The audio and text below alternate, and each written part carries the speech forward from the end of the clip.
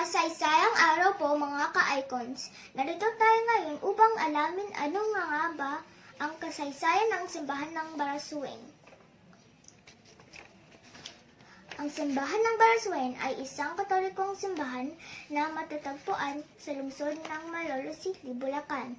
Tinagurian din itong Our Lady of Mount Carmel Parish. Ito ay tinayo noong 1888. Ayon sa kasaysayan, dito nanganap ang tatlong mahalagang pangyayari sa kasaysayan ng Pilipinas.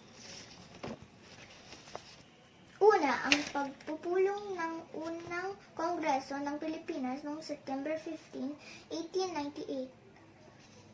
Pangalawa, ang pagbalangkas sa konstitusyon ng Malolos mula noong Setyembre 29, 1898 hanggang Enero 21, 1899. Pangatlo, at ang pagpapasinaya ng unang Republiko ng Pilipinas noong Enero 23, 1899 at sa pamamagitan ng atas ng Pangulo bilang 260.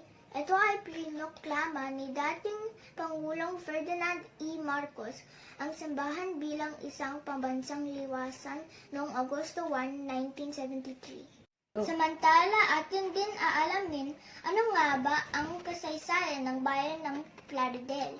Ang bayan ng Plaridel ay kilala noon sa pangalan Kingwa. Matatagpuan dito ang Battle of Kingwa Monument.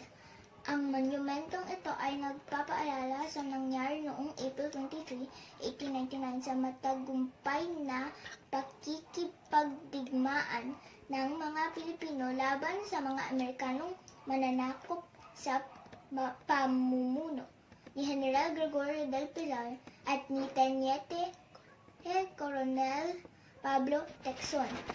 Ito po si Maria Sofia mula sa Icons Channel. Magandang gabi po.